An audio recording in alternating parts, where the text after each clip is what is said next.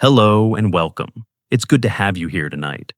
Some nights the world feels wider than it should. Stars breathe slower. Time folds in silence. Maybe that's just the mind listening to itself. Or maybe it's something else. Maybe it's the universe whispering a question we've been asking for thousands of years. How old is everything? When did time begin tonight? We're going to drift quietly into one of the deepest questions humans have ever wondered, not with urgency, not with answers that shout, but softly the way the night sky holds its secrets. We'll walk through 13.8 billion years from the first moment to this one and try to understand what time really means when you're counting in cosmic years. Before we begin, if you find comfort in these quiet journeys, you might like to stay a while. You can gently tap the like button, subscribe if you'd like more stories told softly, and ring the little bell, not for noise, but so the next quiet night can find you again. Now, let's drift. The age of the universe. It sounds like something you'd find written in an ancient book guarded by scholars in dim libraries. And for a long time, that's exactly where it lived. In myths, in guesses, in sacred texts that said, the world was young, only thousands of years old, born in a single week of divine labor. Archbishop James Ussher, in 1650, calculated the exact moment of creation, the evening of October 22nd, 4004 BC. He traced backward through biblical genealogies, counted the generations, added up the ages of patriarchs, and arrived at a date. Specific, confident, certain. It wasn't science, but it was the best guess humanity had at the time. And for generations, people believed it. The universe, the earth, the stars all born together in a moment, fully formed, unchanging, eternal. But something didn't sit right. Even before telescopes, curious minds wondered, if the universe was so young, why did the stars look so distant? Why did ancient cultures speak of cycles stretching far beyond human memory? The Hindus imagined kalpas, cosmic days lasting billions of years. The Greeks pondered infinite time, uncreated and unending. It's as if different parts of the world sensed something vast, something older than any story could hold. They didn't have the tools to measure it, but they felt it. That pull toward deep time, that quiet suspicion that the universe had been here long before us and would be here long after. Then came the telescopes. Galileo pointed his small lens at Jupiter in 1610 and saw moons circling, obeying laws, moving in patterns that suggested order, not chaos. Newton described gravity, the invisible hand that holds planets in their orbits, and suddenly the universe wasn't just a painted dome. It was a machine, a clock. And if it was a clock, it could be measured. Scientists began to wonder if we can measure the distance to the stars. Can we measure their age? Can we rewind the cosmic clock and find the moment it all started ticking? But here's the problem. Distance is not the same as time. You can look at a mountain on the horizon and estimate how far away it is, but that doesn't tell you when it formed. The same was true for stars. Astronomers in the 18th and 19th centuries could measure how far light traveled, but they couldn't yet connect that distance to age. They could see the stars were ancient, scattered across unimaginable reaches of space. But ancient, how old, 1,000,000 years, a billion, they didn't know. And without knowing, the universe remained a mystery wrapped in light.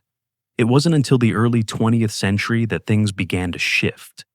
Technology improved, telescopes grew larger. Photographic plates captured light too faint for the human eye to see. And slowly, carefully, astronomers started to notice something strange. The stars weren't just sitting there frozen in place. They were moving, not randomly, but outward, away from us, away from each other, as if the entire universe was exhaling slowly, endlessly into the dark. This is where the story really begins. Because if the universe is expanding now, it means it was smaller yesterday, and smaller the day before that.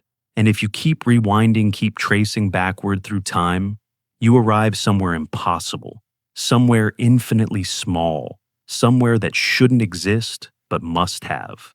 A beginning, not in space, not in time, but of space, of time, the birth of everything. And the person who helped us see this, who gave us the first real glimpse of the universe's age, was a quiet astronomer named Edwin Hubble. But we're not there yet. Not quite. First, let's take a breath. Let's sit with the idea that for most of human history, we didn't know. We guessed. We imagined. We invented stories to make sense of the sky. And those stories mattered. They gave us meaning, structure, a place in the cosmos. But they weren't enough, because the universe, it turns out, is stranger and older and more beautiful than any myth we could have written. And the journey to discover its true age, that journey, required more than faith. It required patience, careful observation, mistakes, corrections, failures that led to breakthroughs. It required humanity to look up, not with certainty, but with wonder. And that wonder, quiet and persistent, is what eventually gave us the answer. Do you ever think about how old the light is that reaches your eyes when you look at the stars? Some of that light has been traveling for thousands of years, millions even. You're not seeing the stars as they are now. You're seeing them as they were long ago, before you were born, before your grandparents were born, before civilizations rose and fell. You're looking into the past. Every photon that touches your retina is a messenger from deep time, carrying news of a universe that no longer exists in that form. And if you can read those messages, if you can decode the light, you can start to piece together the story, not just of where the stars are, but when they began, when everything began. Scientists suggest that this is one of the most profound realizations in human thought, that observation and time are linked, that to see is to remember. And if you look far enough, deep enough, you're not just seeing distant places.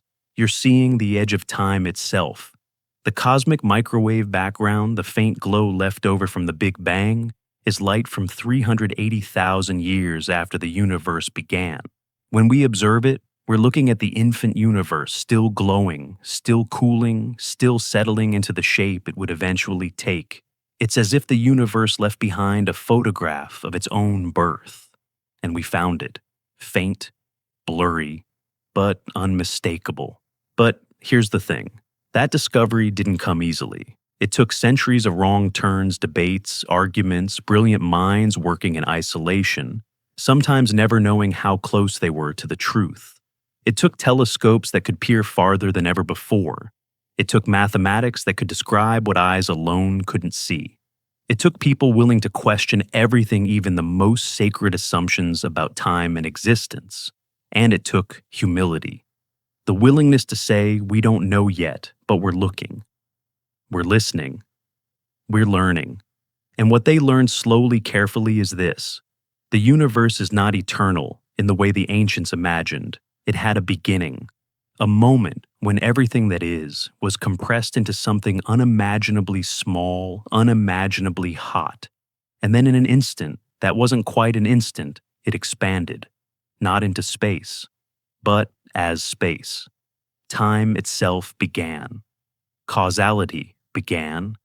The laws of physics began. And from that single point, that singularity, everything unfolded. Particles, atoms, stars, galaxies, planets, life, us, all of it tracing back to one moment, one beginning, 13.8 billion years ago. How do we know this? How can we possibly know something so vast, so removed from everyday experience? We know because we can measure it. We know because the universe left clues in the speed at which galaxies move, in the composition of elements, in the temperature of empty space, in the patterns of light from the oldest stars. Each clue by itself is just a whisper, but together they form a chorus, and that chorus sings the same song. The universe is old, older than mountains, older than Earth, older than the sun, but not infinite, finite, measurable, knowable. And that changes everything. Because if the universe has an age, it has a story, a beginning, a middle, and perhaps one day an end. We exist somewhere in that story, not at the start, not at the finish, but here now, In this narrow slice of cosmic time, on a small planet, orbiting an ordinary star, looking out into the dark and asking, "How old are you? When did you begin?" And the universe patient and indifferent answers through light, through mathematics, through the slow accumulation of evidence gathered by generations of curious minds. It's enough to make you feel small, and it should, but also significant, because we are the part of the universe that woke up and started asking questions. We are the atoms that learned to wonder about their own origin. And that in its own way is a kind of miracle, not supernatural, not divine, but miraculous nonetheless, that the universe through us is beginning to understand itself, slowly, imperfectly, but undeniably. So tonight we'll walk through that understanding. We'll trace the steps humanity took to measure the unmeasurable. We'll meet the people who looked up and refused to accept easy answers. We'll sit with the math, the observations, the mistakes, the corrections, the beautiful accidents that led us here. And we'll arrive eventually at the number, 13.8 billion years, give or take. Because even now, even with all we know, the universe still holds mysteries. The measurements don't quite agree. The tools we use give slightly different answers. And that's okay. That's science, not certainty. But the best guess we have, refined, tested, challenged, and still standing. You don't need to understand it all. You don't need to solve the equations or memorize the names. You just need to be here listening, letting the story wash over you like a slow tide. Because this isn't about grades or exams or proving you know something. This is about wonder, that quiet childlike feeling of looking up at the night sky and realizing you're part of something vast, something ancient, something still unfolding. And for the next little while, we'll drift together through that vastness, gently, without rush, letting the universe tell its own story in its own time. But to understand where we are now, we need to go back to when humans first started asking the question. Back to when the universe was still a mystery, and time itself was something no one knew how to measure. For thousands of years, humanity counted time in harvests, in seasons in the lives of kings. But the stars were eternal, fixed, unchanging, or so we thought. The idea that the universe itself might have an age, that time might have started somewhere, would have seemed absurd to most people throughout history. After all, how do you measure something that contains everything? How do you stand outside of time to see when it began? You can't. And yet, slowly, carefully, people started trying. The earliest attempts weren't scientific in the way we understand science today. They were theological, philosophical, based on sacred texts and genealogies, and the assumption that if you could trace human lineages back far enough, you'd eventually reach the beginning of everything.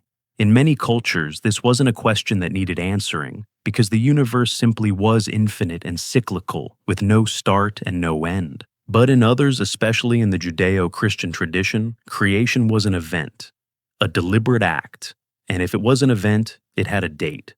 Archbishop James Ussher, whom we mentioned earlier, wasn't alone in this endeavor.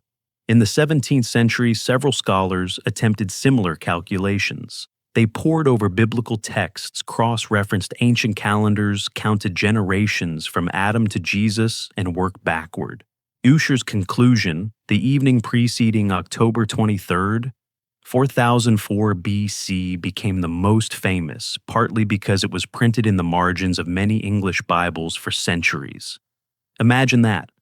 Opening the book of Genesis and seeing right there in the margin the exact moment God spoke light into existence. It gave people a sense of certainty, a timeline, a place in history that stretched back exactly 6,000 years, give or take. The earth, the sun, the stars all created in 6 days. Humanity appeared on day 6, and everything since then was just the unfolding of that divine plan. But even as Ussher was making his calculations, cracks were forming in that certainty. Geologists were finding fossils embedded in rocks, layers upon layers of sediment that seemed to require far more than 6,000 years to form. Astronomers were discovering comets with orbits so vast they took centuries to complete. Mathematicians were beginning to realize that if the stars were as distant as they appeared, the light from some of them must have been traveling for a very, very long time. Longer than 6,000 years. Maybe far longer. One of the first people to seriously challenge the young Earth model was a French naturalist named Georges-Louis Leclerc, Comte de Buffon. In the mid-17th century, Buffon conducted an experiment that seems almost quaint by today's standards, but was revolutionary at the time. He heated iron spheres to glowing temperatures, then measured how long they took to cool. He reasoned that if the Earth had once been molten, as many scientists suspected, you could estimate its age by calculating how long it would take to cool to its current temperature. His conclusion: the Earth was at least 75,000 years old, maybe even older. This was heretical, dangerous. He was forced to recant publicly to avoid conflict with the church. But the seed was planted. If the Earth was older than the Bible suggested, what did that mean for the stars? For the universe itself? Around the same time, another puzzle was emerging. Astronomers had been cataloging stars for centuries, noting their positions, their brightness, their colors. But they began to notice something odd. Some stars, called variable stars, change brightness over time, not randomly but in regular patterns, days, weeks, months. This suggested that stars weren't just static points of light. They were dynamic, changing, evolving. And if they evolved, they had lifespans. They were born, they lived, they died, which meant the universe wasn't eternal and unchanging. It was alive in its own way, constantly shifting, renewing, aging. Then came the real breakthrough. In 1838, a German astronomer named Friedrich Wilhelm Bessel made the first successful measurement of stellar parallax. Parallax is the apparent shift in position of a nearby object when you view it from two different locations. Hold your thumb up at arm's length and close one eye, then the other. Your thumb seems to jump against the background. That's parallax. Bessel applied the same principle to stars, using Earth's orbit around the Sun as his baseline. 6 months apart, Earth is on opposite sides of its orbit nearly 186 million miles apart. If you observe a nearby star in January, then again in July, it should appear to shift slightly against the more distant background stars. Bessel chose a star called 61 Cygni, and after painstaking observations, detected that shift. It was tiny, almost imperceptible, but it was there. And from that shift, he calculated the star's distance, about 10.4 light-years away.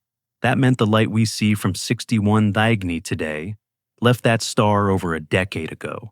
The universe suddenly had depth, real, measurable depth. And with depth came the first hints of age. But here's where people made a mistake, a common one even today. They confused distance with time. Just because a star is 10 light-years away doesn't mean the universe is 10 years old. It means the light took 10 years to get here. The star itself could be millions, even billions of years old. The light is just a messenger, not a birth certificate. Scientists in the 19th century understood this, but they didn't yet know how to measure a star's actual age. They could see how far away it was. They could measure its brightness, its color, its spectrum. But they couldn't say when it formed. That piece of the puzzle was still missing. Still progress was being made. In the 1860s, astronomers began using spectroscopy breaking starlight into its component colors to reveal which elements the star contained. They discovered that stars were made of the same stuff as Earth: hydrogen, helium, carbon, iron. The universe, it seemed, was unified. Not separate realms of heaven and earth, but one continuous fabric bound by the same physical laws. This was profound. If the stars obeyed the same rules as matter here on Earth, then maybe we could understand them, measure them, age them. By the late 1800s, scientists knew the universe was old, older than 6,000 years, older than 75,000, probably millions of years old at least. The Earth itself, based on geological evidence, seemed to be hundreds of millions of years old. Lord Kelvin, one of the most respected physicists of the era, calculated the Earth's age based on its rate of cooling, similar to Buffon's method, but more sophisticated. He arrived at a figure between 20 million and 400 million years. He favored the lower end. Turns out he was wrong. Kelvin didn't know about radioactive decay, which generates heat inside the Earth and slows the cooling process. When radioactivity was discovered in the early 1900s, it changed everything. Suddenly, the Earth could be much older, billions of years even. And if the Earth was billions of years old, the Sun had to be at least that old. And the stars? Older still, perhaps. But even with all this progress, no one yet knew the age of the universe itself. They knew individual objects within it could be ancient.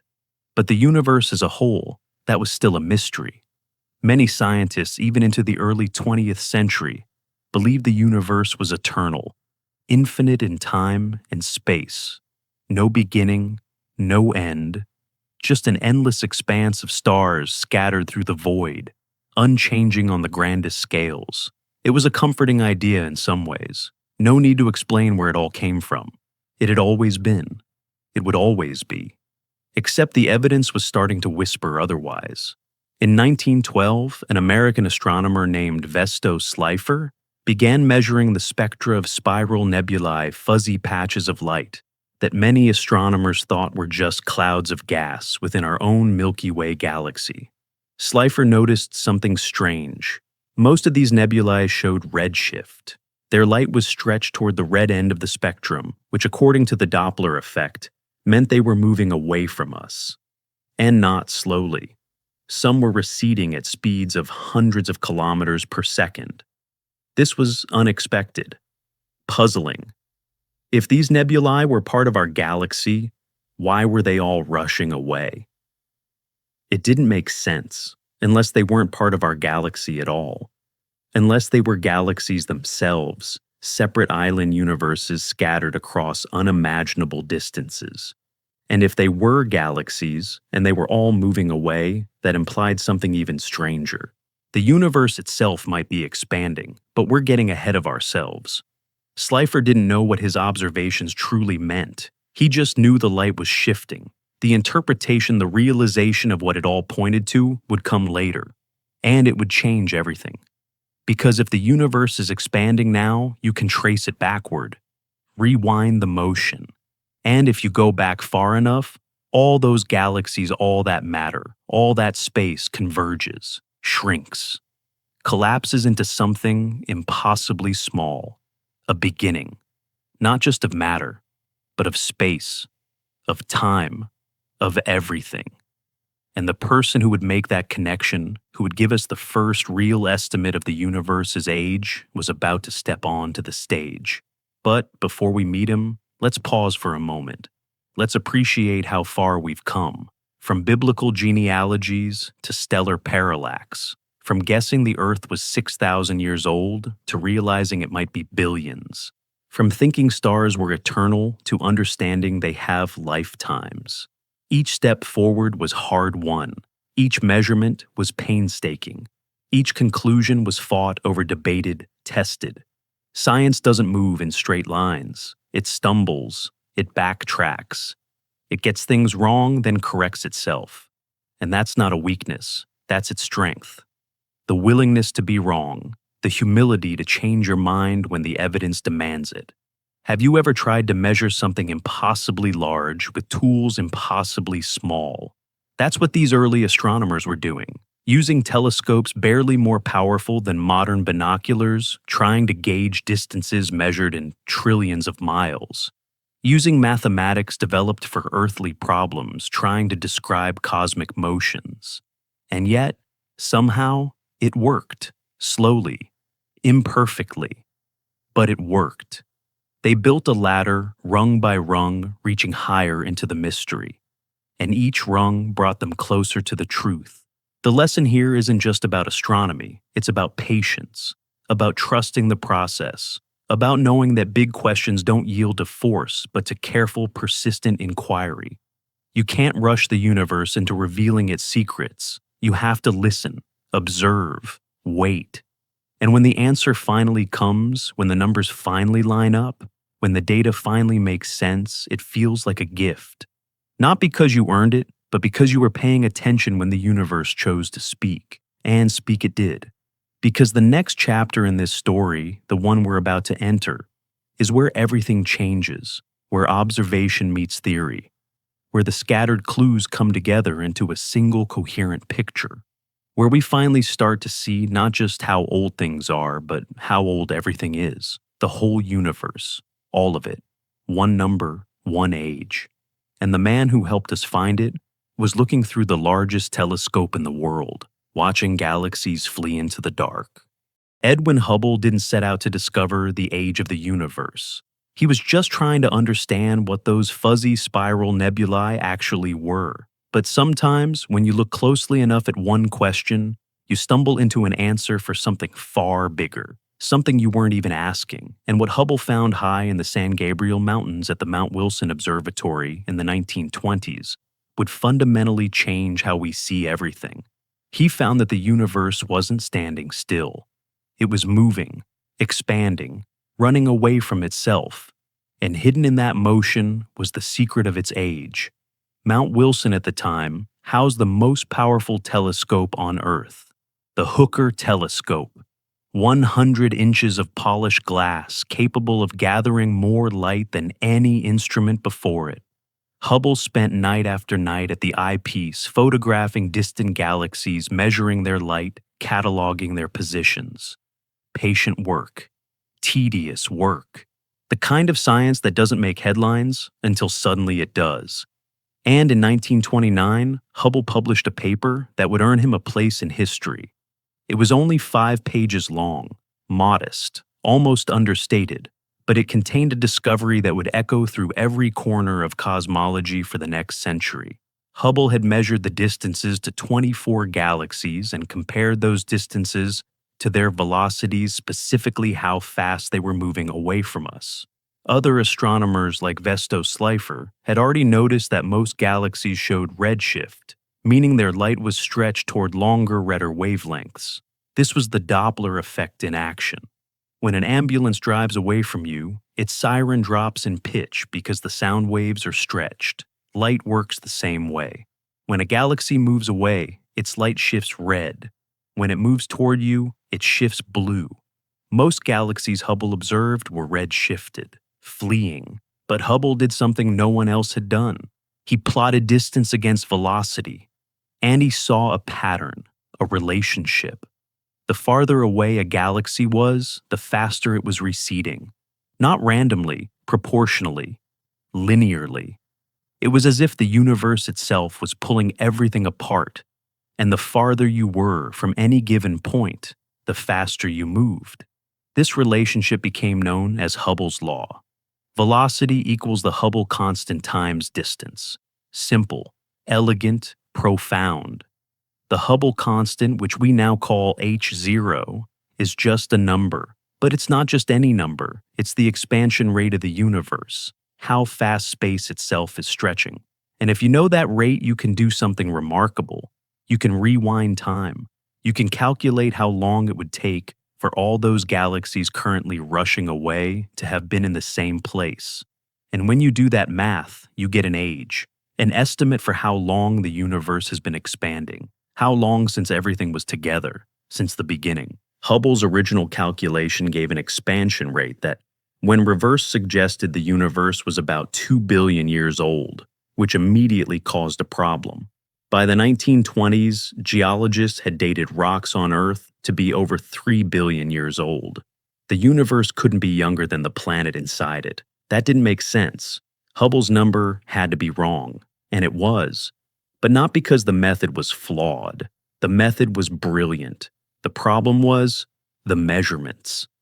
Distances to galaxies are incredibly hard to measure. Hubble had used certain stars called Cepheid variables as distance markers. These stars pulsate, dimming and brightening in regular cycles, and the speed of that pulsation correlates with their true brightness. If you know how bright a star actually is, and you measure how bright it appears from Earth, You can calculate its distance. Bright star looks dim, must be far away. Bright star looks bright, must be close. It's like seeing a candle across a dark field. If you know it's a standard candle, always the same brightness, the dimmer it looks, the farther it must be. But here's the catch. Hubble didn't know there were two types of Cepheid variables, type 1 and type 2. They pulsate similarly, but they have different intrinsic brightnesses. He accidentally mixed them up, using type 2 Cepheids, as if they were type 1, which made nearby galaxies appear farther away than they actually were. Farther galaxies, higher velocities, faster expansion rate, younger universe. The error cascaded. It wasn't until the 1950s that astronomer Walter Baade discovered the mistake and recalculated. The corrected Hubble constant gave an age closer to what we accept today, around 13 to 14 billion years, old enough for the Earth to fit comfortably inside, old enough to make sense. This is a lesson worth pausing on. Hubble made a mistake, a significant one, but the framework he built, the idea that you could measure the universe's expansion and use it to calculate age, that framework was sound. Science progresses not by being perfect, but by being correctable. Hubble's law stood, the number changed, and that's okay. That's how it's supposed to work. You build on what came before, refining, improving, testing. Newton's laws were refined by Einstein.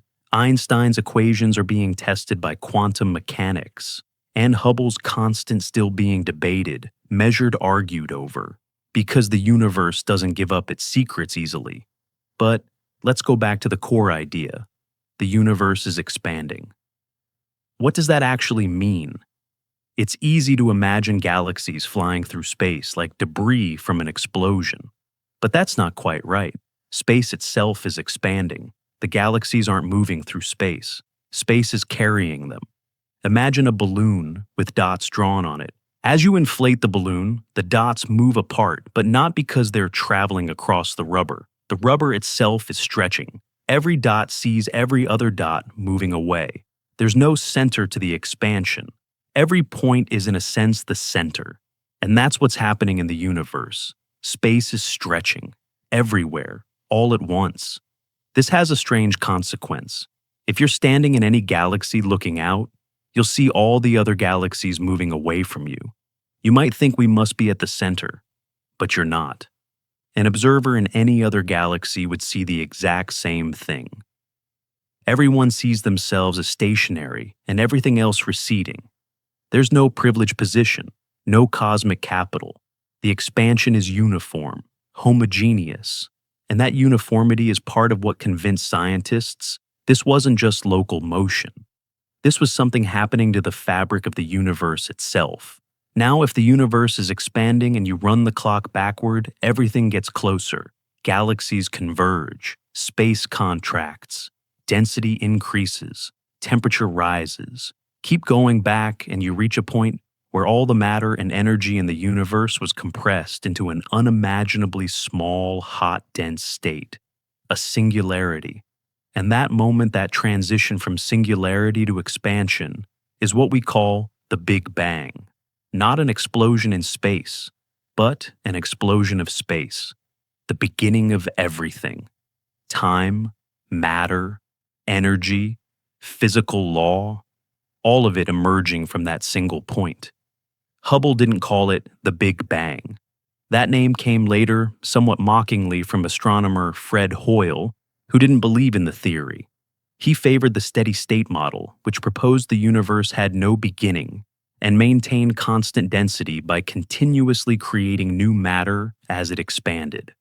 Hoyle thought the idea of a cosmic beginning was absurd, unscientific, almost religious, and yet the evidence kept piling up. The expansion, the background radiation, the abundance of light elements, all of it pointed to a hot, dense origin. And eventually, even the skeptics had to concede. The universe had a birthday. But Hubble's discovery raised as many questions as it answered. If the universe is expanding, what's it expanding into? The answer, strange as it sounds, is nothing. There's no outside. Space isn't expanding into some pre-existing void. Space is all there is. The universe is everything. And everything is getting bigger. It's like asking what's north of the North Pole. The question doesn't make sense because north is a direction within the system, not something outside it. Another question. Will the expansion continue forever, or will it slow down, stop, reverse? Will the universe eventually collapse back into a singularity, a big crunch mirroring the Big Bang? For decades, scientists debated this. The answer depends on the density of the universe. If there's enough matter, gravity will eventually win, pulling everything back together. If there's not enough, the expansion will continue forever, the universe growing cold and dark as stars burn out and galaxies drift apart. For a long time, it seemed like we were right on the edge, balanced. But then, in the late 1990s, astronomers discovered something unexpected. The expansion isn't slowing down, it's speeding up, accelerating, driven by something we don't fully understand, something we call dark energy. But that's a story for another time.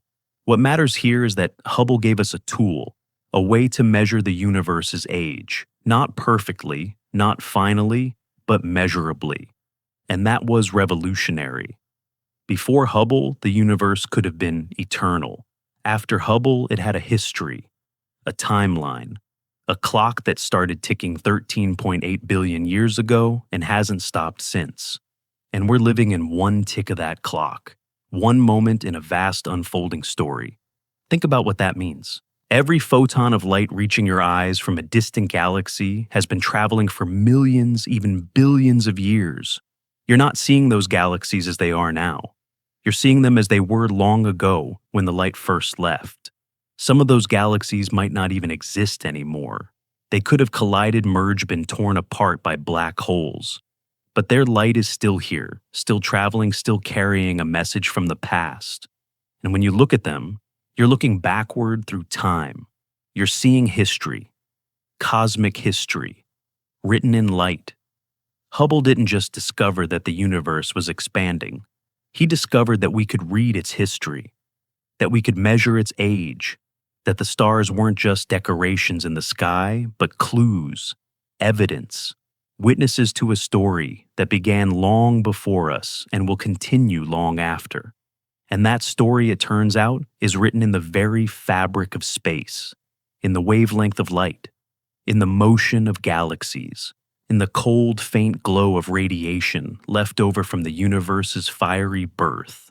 But before we get to that glow, before we talk about the Big Bang itself, let's sit with Hubble's discovery a little longer. Let's appreciate how strange it is, how counterintuitive.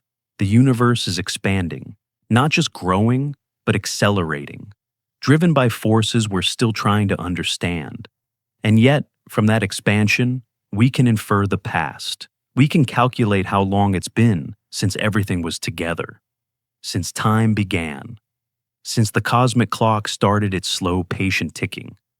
It's enough to make you dizzy, in the best way, like standing at the edge of something vast and realizing you're part of it, not separate, not outside, but woven into the same expanding fabric, made of the same ancient atoms, riding the same cosmic wave.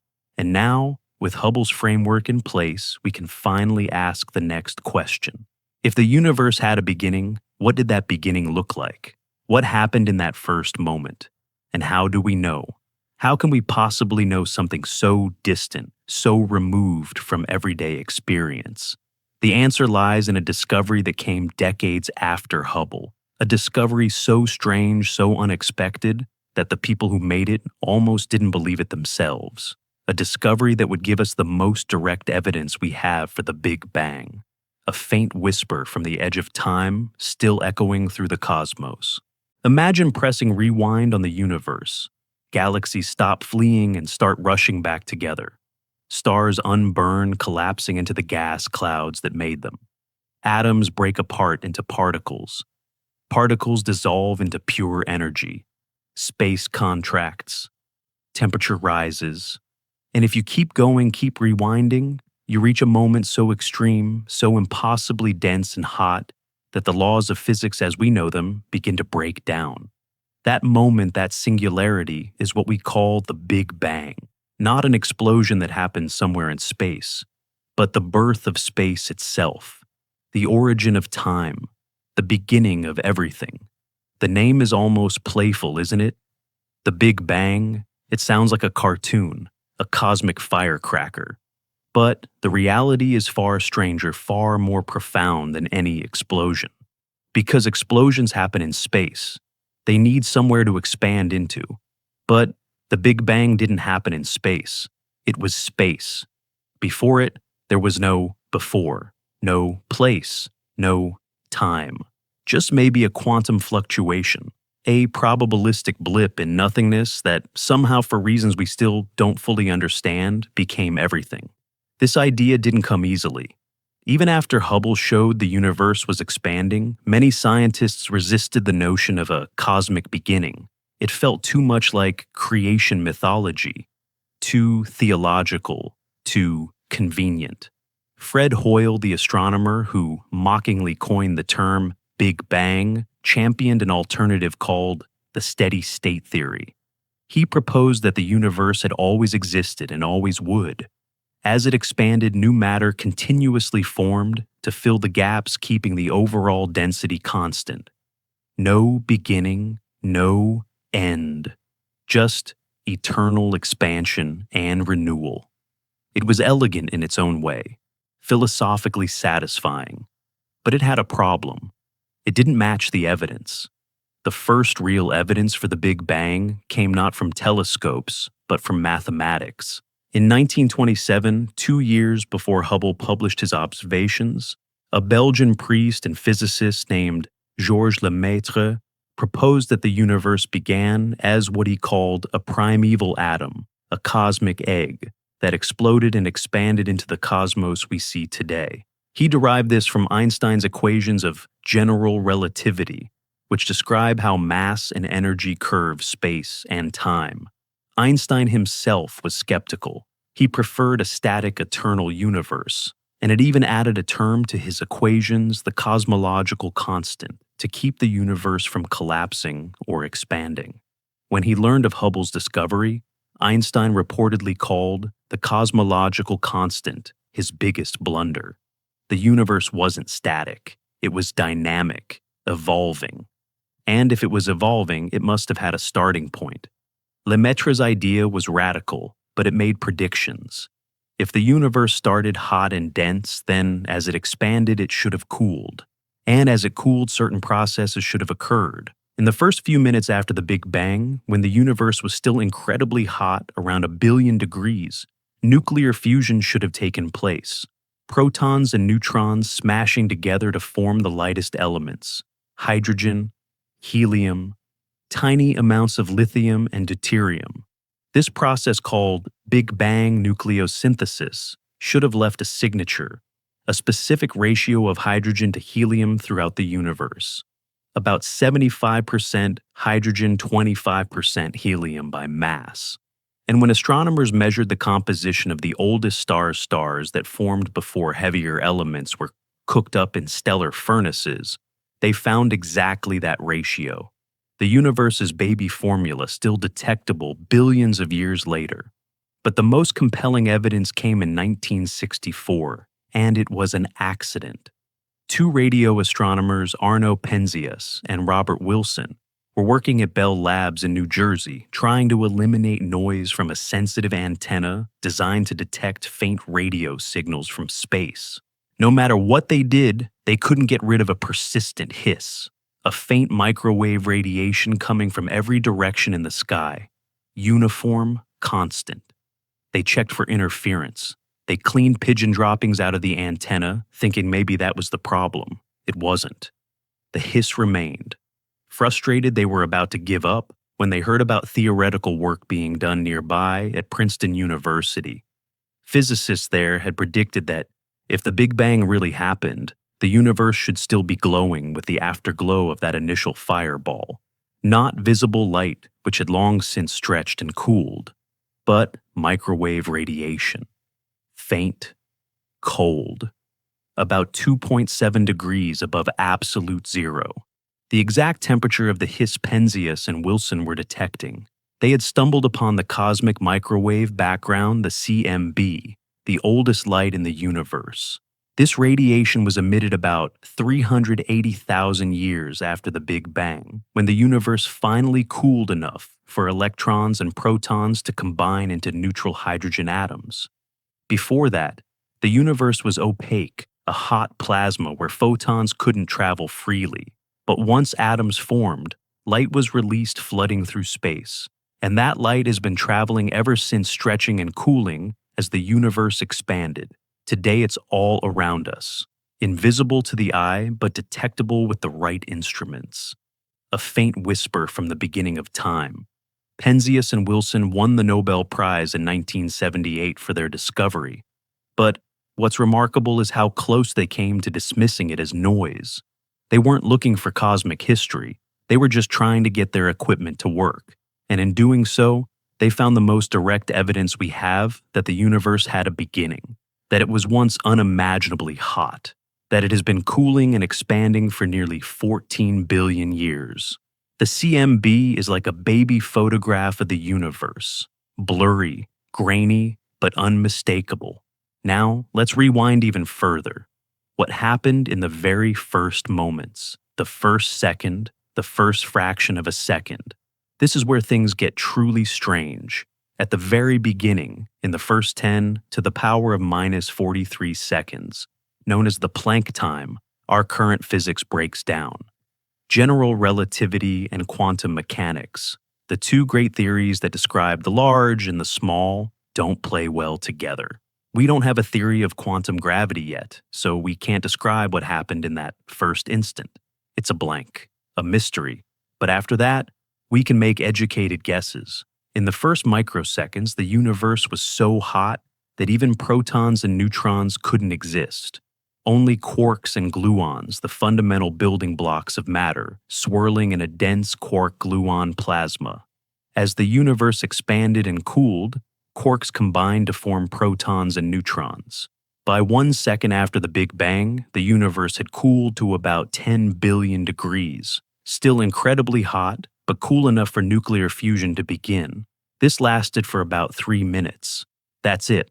3 minutes of cosmic cooking, and the universe locked in the ratio of hydrogen to helium we still observe today.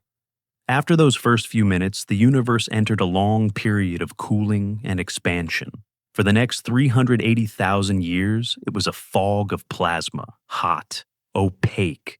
Light couldn't travel freely. But then, as we mentioned, atoms formed, light was released, and the universe became transparent.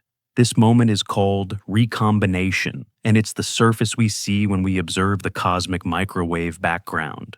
We're looking back to the edge of the fog. Beyond that, we can't see. Not with light anyway. But we can infer. We can calculate.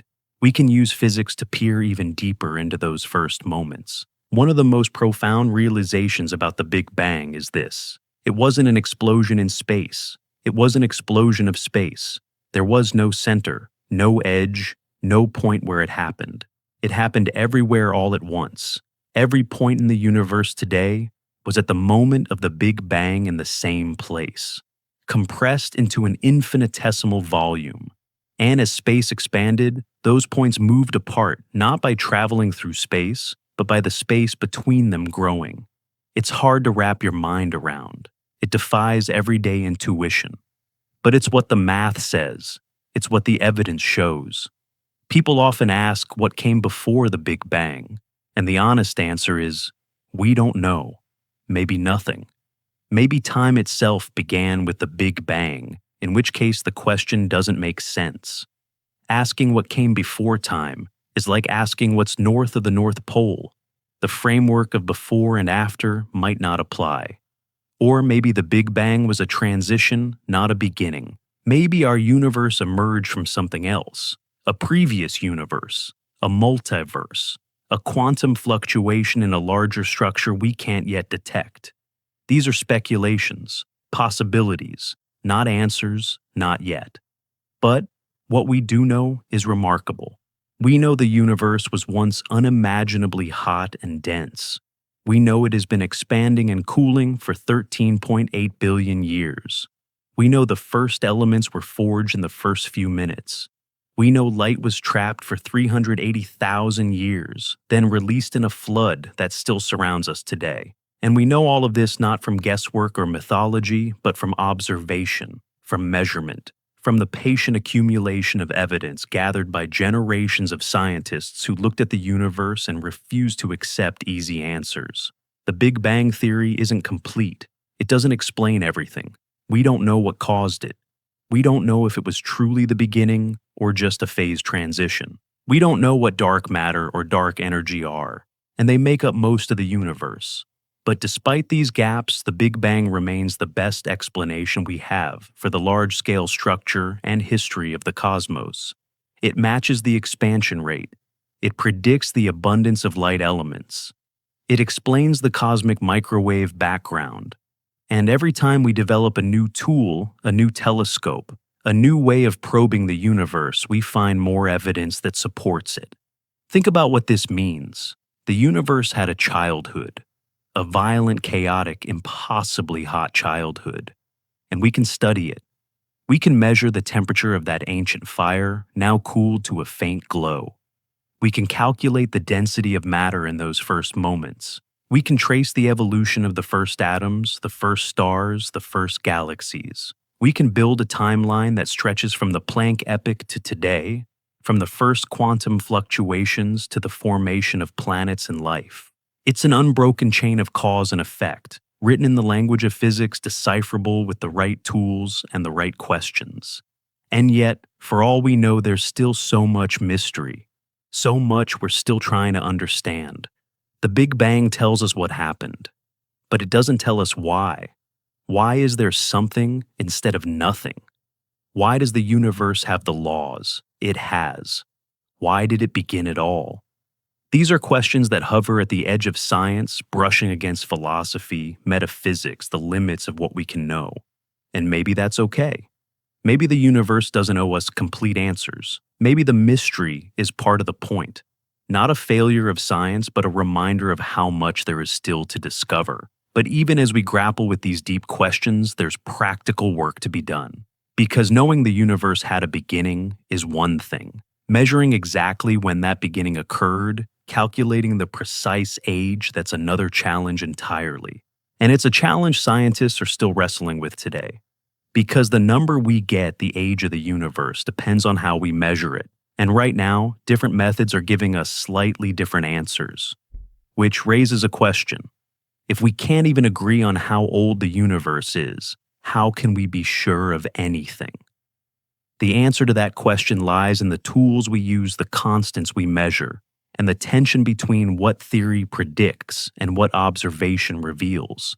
There's a number that holds the secret to the universe's age, a single constant that, if measured perfectly, would tell us exactly when time began. It's called the Hubble constant H0, and it represents how fast the universe is expanding. Simple concept. Measure the expansion rate, run the clock backward, calculate how long it's been expanding. The age of the universe falls out of the math like a ripe fruit. Except, there's a problem. We can't agree on what that number is.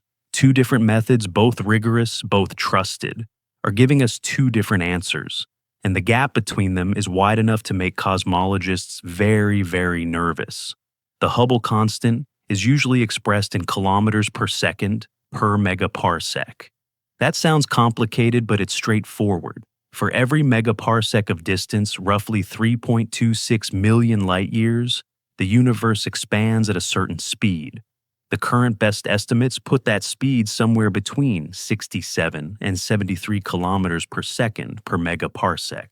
Doesn't sound like much of a difference, does it? 6 kilometers per second.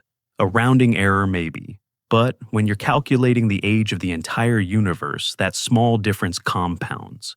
At 67, the universe is about 13.8 billion years old. At 73, it's closer to 12.8 billion years. A billion years. That's not a rounding error. That's a crisis. This discrepancy is called the Hubble tension, and it's one of the most pressing puzzles in modern cosmology. Because both methods used to measure H0 are solid, they rely on different observations, different physics, different assumptions, and yet they don't agree, which means either one of them is wrong, which seems unlikely given how carefully they've been tested, or something fundamental about our understanding of the universe is incomplete. Maybe there's new physics we haven't discovered yet. Maybe dark energy behaves differently than we think. Maybe the universe isn't as uniform as we assume. Or maybe our tools aren't as precise as we believe. Let's start with the first method, the one that gives us the lower number, 67 kilometers per second per megaparsec. This comes from studying the cosmic microwave background using satellites like the Planck mission, launched by the European Space Agency in 2009. Planck mapped the CMB with extraordinary precision, measuring tiny temperature fluctuations across the sky. These fluctuations, only about 1 part in 100,000, represent slight variations in density in the early universe. Some regions were a bit denser, some a bit less dense. And those tiny differences, amplified by gravity over billions of years, eventually became the large-scale structure we see today. Galaxies, clusters, voids, all seeded by quantum fluctuations in the first moments after the Big Bang. By analyzing the pattern of these fluctuations, their size, their distribution, scientists can extract cosmological parameters. How much ordinary matter exists? How much dark matter? How much dark energy? And crucially, the expansion rate. The method is indirect. You're not measuring galaxies moving apart. You're measuring an echo from 380,000 years after the Big Bang, and using physics to infer what the expansion rate must be today. It requires a model, a framework, assumptions about how the universe evolved from then to now. But the model is well tested. It fits multiple independent observations. And it gives a Hubble constant of about 67. Now the second method, this one is more direct. You measure distances to nearby galaxies and how fast they're receding, then calculate the expansion rate directly. This is what Edwin Hubble did in 1929, and astronomers have been refining it ever since. The key is finding reliable distance markers, objects whose true brightness we know. Cepheid variable stars are one such marker. They pulsate predictably, and the period of pulsation correlates with luminosity. Measure the period, you know the brightness. Compare that to how bright it appears, and you get the distance. Then you measure the galaxy's redshift to find its velocity. Distance and velocity give you the Hubble constant. In the 1990s and 2000s, the Hubble Space Telescope measured Cepheids in dozens of galaxies, refining the distance ladder, the chain of methods used to measure ever greater distances.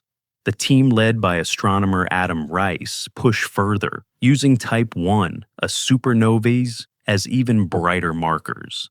These exploding stars have a consistent peak brightness, making them visible across vast distances. By comparing Cepheid distances to supernova distances, they calibrated the cosmic distance scale with unprecedented accuracy. And their result, a Hubble constant of about 73 kilometers per second per megaparsec, higher than Planck, significantly higher. At first, scientists hoped the discrepancy would disappear with better data. Measurement uncertainties would shrink. Systematic errors would be identified and corrected. The two numbers would converge, but they didn't. If anything, as measurements improved, the gap widened, the tension grew. And now, after decades of work, after cross-checking with independent methods, after ruling out obvious mistakes, the scientific community is facing an uncomfortable truth. Either we're missing something, or one of our most fundamental theories is wrong. This is where science gets interesting, not when everything fits neatly, but when it doesn't.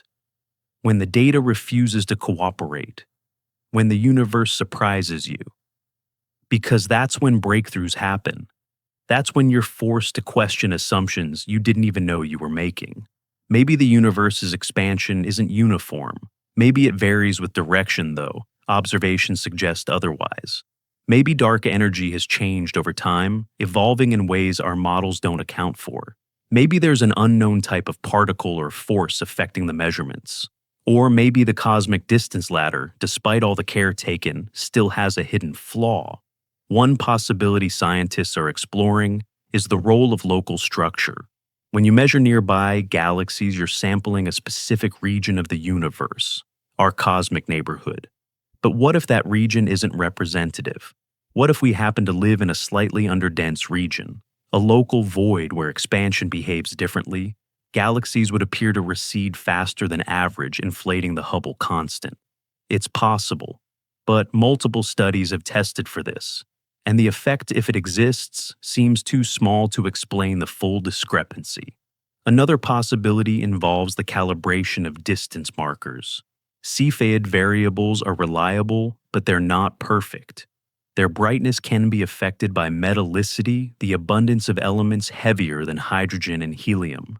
Different chemical compositions might lead to slightly different pulsation periods for the same intrinsic brightness. If that's true, and we haven't fully accounted for it, our distances could be off. Not by much, but enough to shift the Hubble constant. Researchers are investigating this using parallax measurements from the Gaia satellite to recalibrate Cepheid distances directly. So far, the discrepancy persists. Then there's the CMB method. It relies on a cosmological model called lambda CDM, where lambda represents dark energy and CDM stands for cold dark matter. This model has been extraordinarily successful. It fits the CMB data beautifully. It explains the large-scale structure of the universe. It predicts the abundance of light elements. But what if it's incomplete? What if there's an extra ingredient, something we haven't detected yet, that changes how the early universe evolved? Some scientists speculate about early dark energy, a component that existed in the first moments after the Big Bang, but faded away later. If it existed, it would alter the CMB predictions, raising the inferred Hubble constant. It's a speculative idea, but it's being tested. The Hubble tension isn't just an academic puzzle. It has real consequences for our understanding of cosmic history. If the universe is younger than we, think stars and galaxies had less time to form.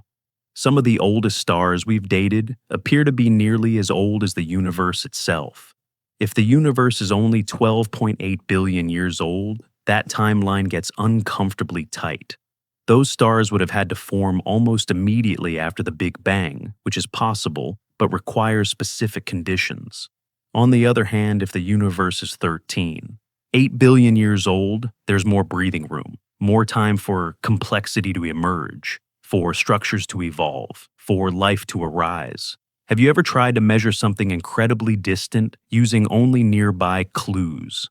That's what astronomers are doing. They're standing on Earth looking at light that traveled billions of years to get here and trying to infer the properties of an entire universe from those faint signals.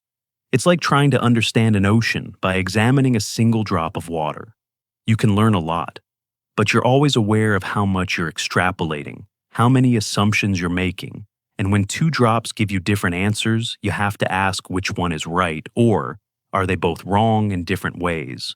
One of the most humbling aspects of the Hubble tension is that it reveals the limits of our knowledge. We have incredible tools, satellites that map the cosmos, telescopes that see farther than ever before, mathematical models that describe the universe with stunning accuracy. And yet, we can't agree on a single number, a number that should be straightforward to measure. It's a reminder that cosmology, for all its precision, is still a young science, still grappling with unknowns, still discovering how much it doesn't know. But here's the beautiful part. The tension is driving innovation. New telescopes are being built. New methods are being developed. The James Webb Space Telescope, for instance, can observe distant Cepheids with greater clarity, reducing uncertainties in distance measurements. Gravitational wave detectors like LIGO are offering entirely new ways to measure cosmic distances using colliding black holes and neutron stars as standard sirens instead of standard candles. These independent methods will help triangulate the truth, narrowing down the Hubble constant from multiple angles. And when they do, we'll either resolve the tension or confirm that something truly strange is going on. What we're witnessing is science in action, not the polished version you read in textbooks where everything is settled and certain, but the messy, uncertain, exhilarating process of discovery, where brilliant people disagree, where data conflicts, where the path forward isn't clear. And yet, step by step, measurement by measurement, the picture sharpens. The uncertainties shrink. The universe reveals a little more of itself. It's not always linear, it's not always fast, but it's always moving toward truth. And the truth, whatever it turns out to be, will be more interesting than we imagined.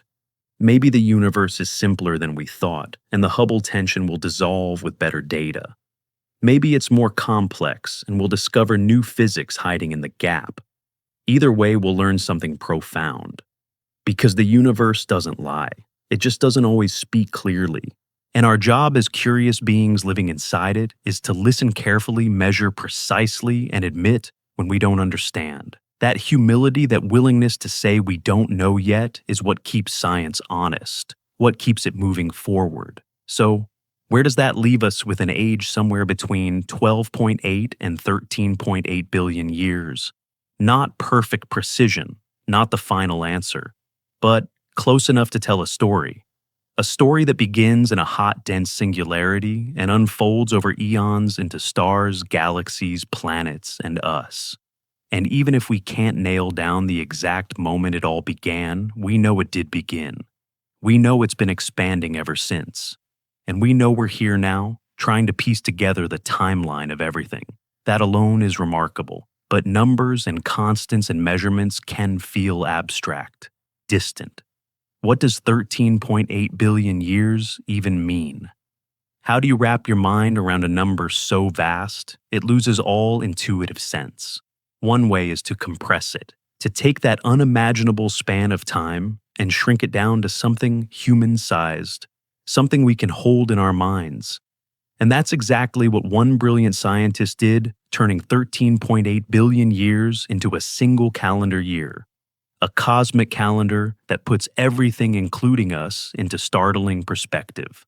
If the entire history of the universe were compressed into a single calendar year, all 13.8 billion years, condensed into 365 days, when would you appear? When would humanity first open its eyes and look up at the stars? The answer might surprise you.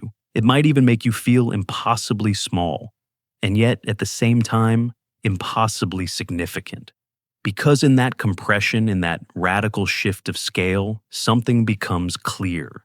We are latecomers, brief visitors, but visitors who woke up and started asking questions. This thought experiment was popularized by Carl Sagan in his 1977 book, The Dragons of Eden, and later in his television series, Cosmos. He called it the cosmic calendar. The idea is simple but profound. Take the Big Bang and place it at the stroke of midnight on January 1st. Let the universe unfold second by second, day by day, through the months.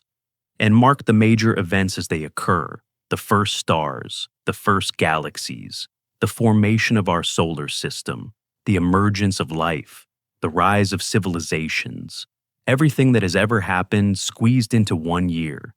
And when you do this, when you lay it all out on a calendar, the proportions are staggering. January 1st midnight, the Big Bang.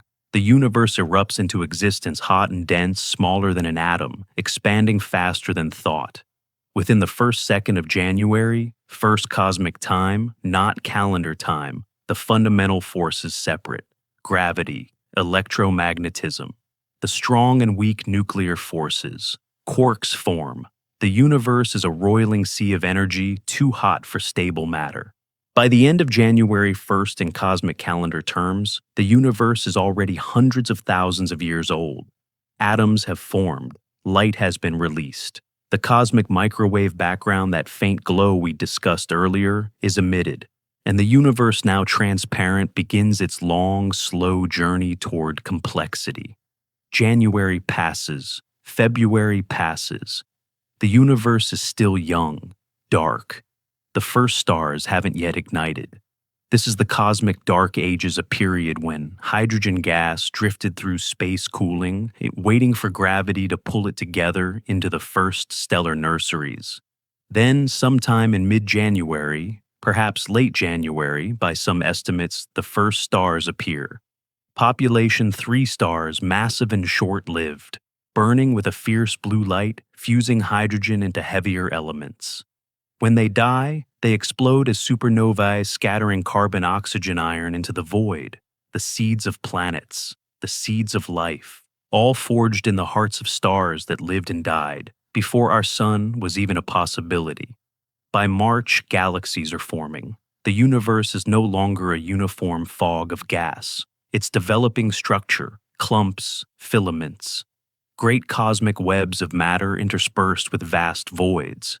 Gravity is the sculptor shaping the universe into the form we recognize today.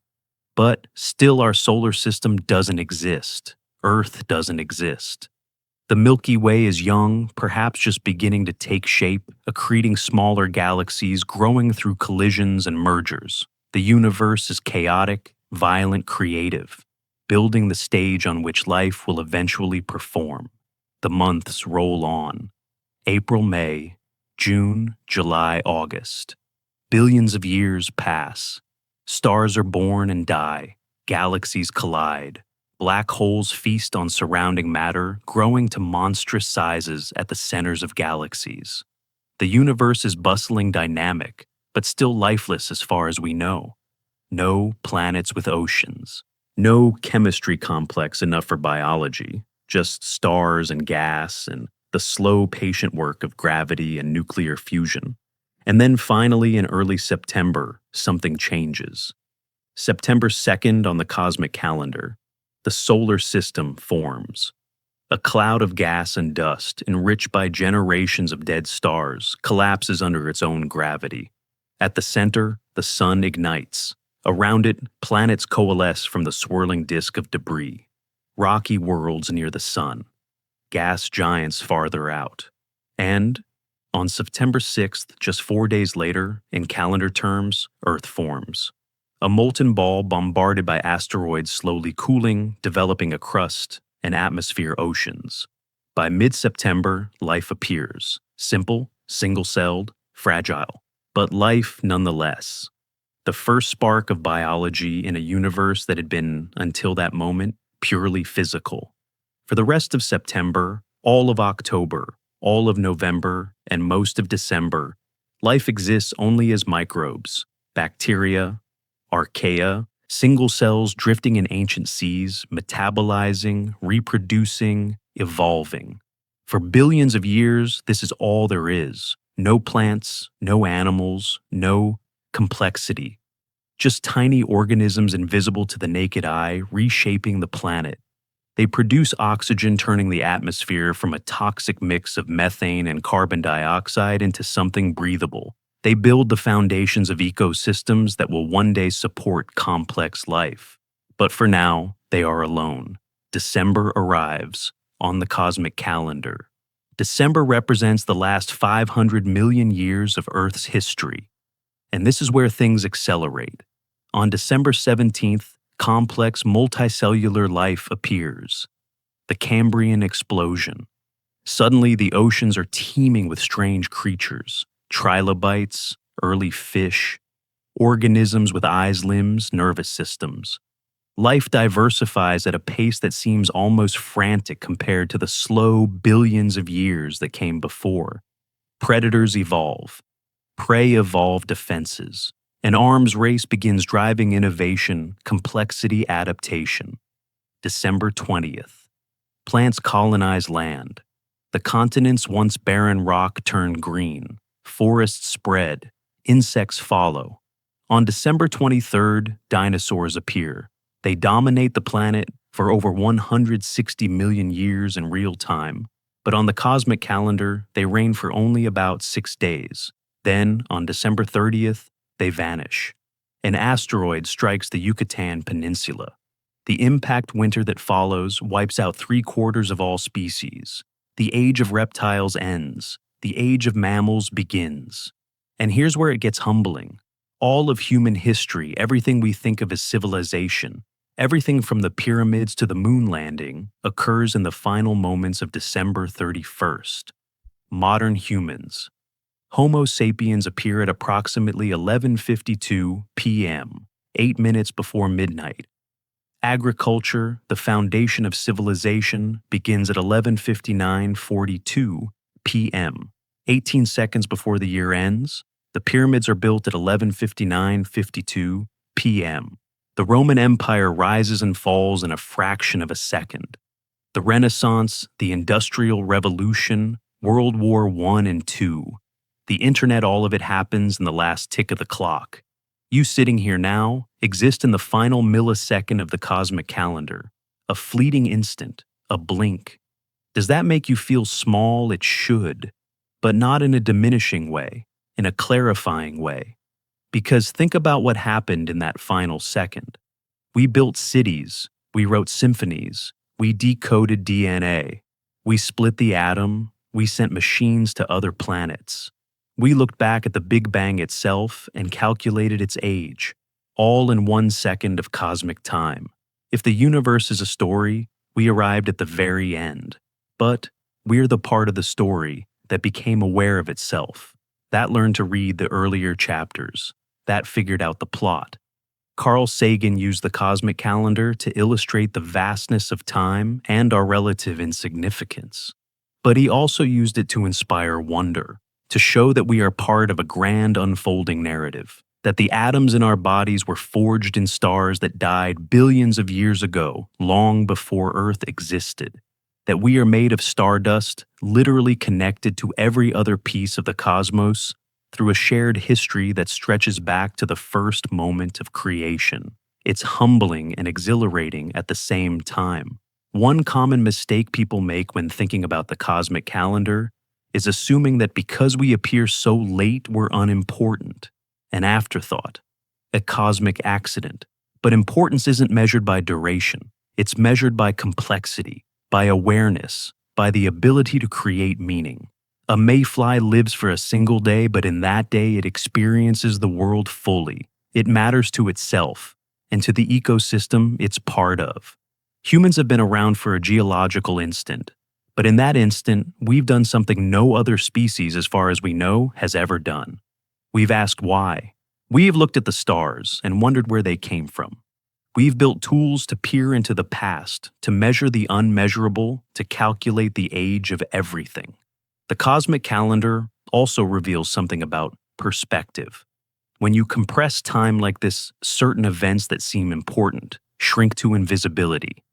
The entire reign of the dinosaurs. 6 days, the Roman Empire. A fraction of a second. It puts human concerns into context. Wars, empires' economic systems. They all happen in the blink of an eye, but that doesn't make them meaningless. It just reminds us that meaning is local, personal, human scale. The universe doesn't care about borders or politics or stock markets, but we do, and that's okay. Our smallness doesn't negate our experiences. It just contextualizes them. Another insight from the cosmic calendar is how recent everything we take for granted actually is. Oxygen in the atmosphere. That only became abundant around mid-December. For most of the year, Earth's air was toxic to us. Complex life, late December. Consciousness, language, art, science. The final breath of the final second. We live in the newest chapter of a very old book, and we're still writing it. Have you ever wondered what the next second of the cosmic calendar will bring? If humanity survives another 40 million years, roughly 1 calendar second, what will we become? Will we still be recognizably human? Will we have spread to other planets, other star systems, or will we be gone, replaced by something else? Another species that rises from the ashes of our extinction. The cosmic calendar doesn't tell us the future. It only shows us the past, but it reminds us that change is constant, that nothing lasts forever, that every dominant species eventually gives way to something new.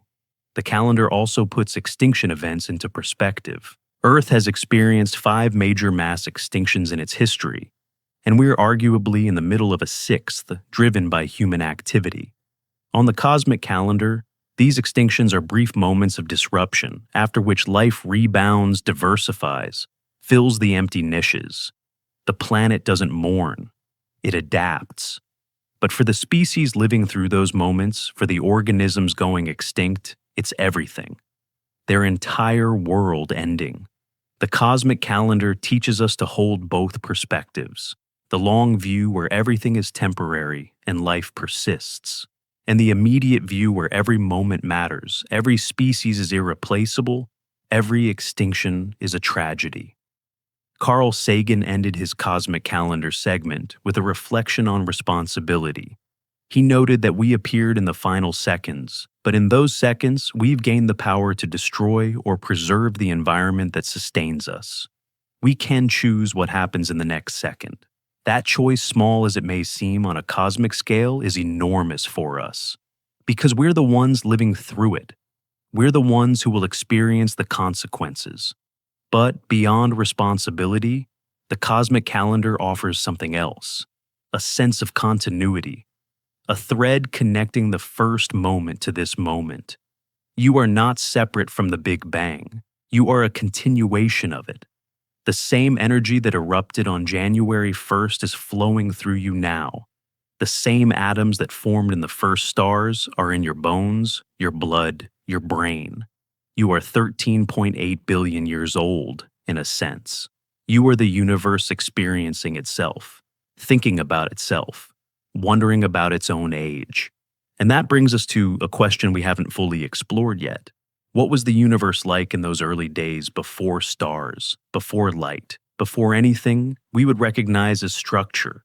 If we've traced the timeline from the Big Bang to now, from January 1st to December 31st, what was happening in those first hours and days? What filled the universe before the first stars ignited? That period, that dark, silent era, is one of the least understood and most fascinating chapters in cosmic history. And understanding it brings us closer to understanding not just when the universe began, but how it became the place we inhabit now. There was a time when the universe had no light, no stars, no galaxies, just darkness. But not the comfortable darkness of a quiet night. This was a different kind of dark.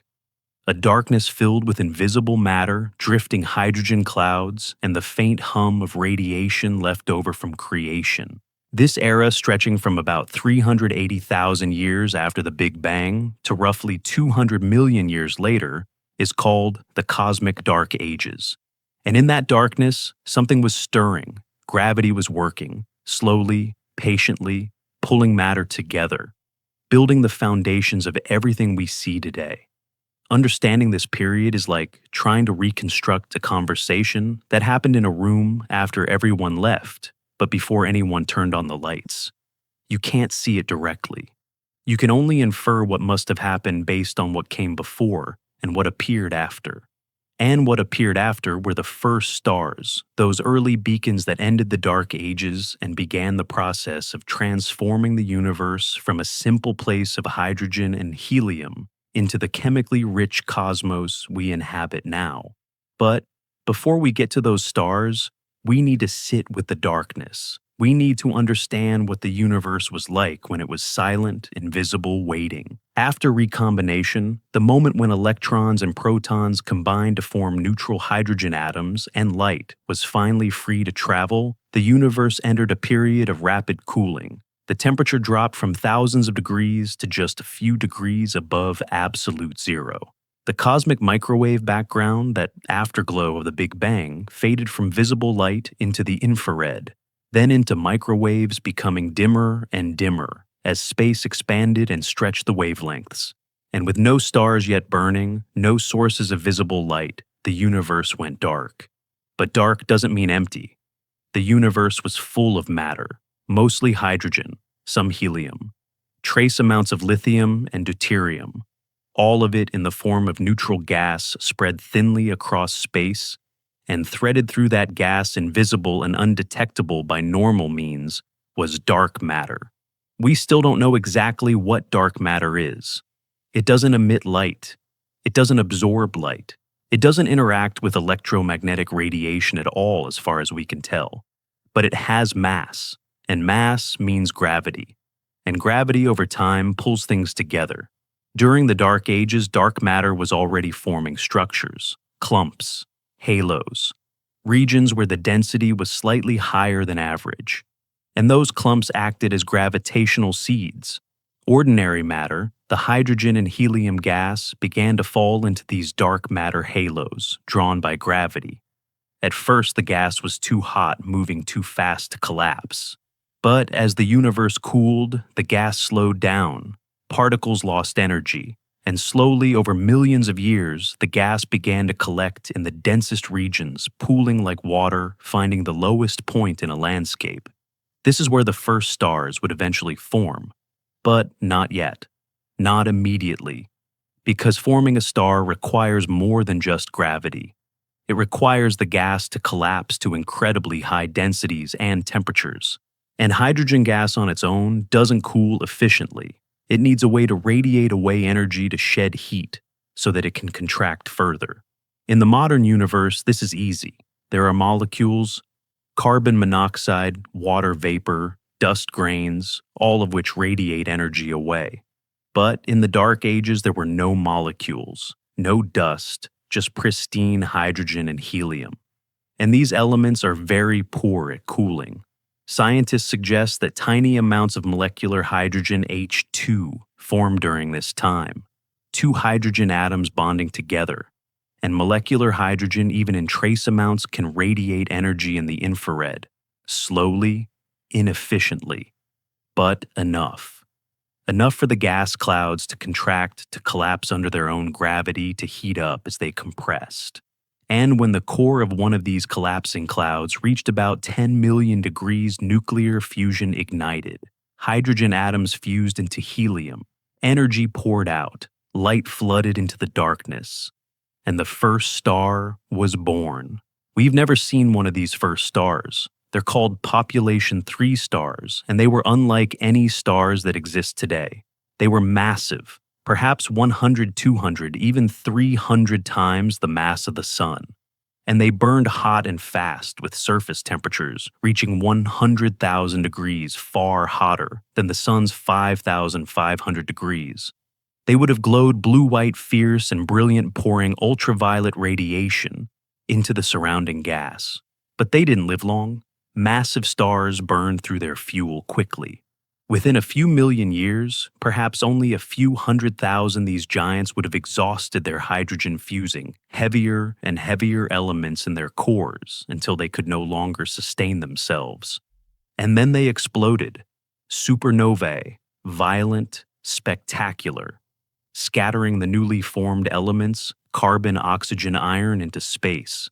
This is how the universe became enriched. The first stars were factories taking simple hydrogen and helium and transmuting them into the building blocks of planets of life of us.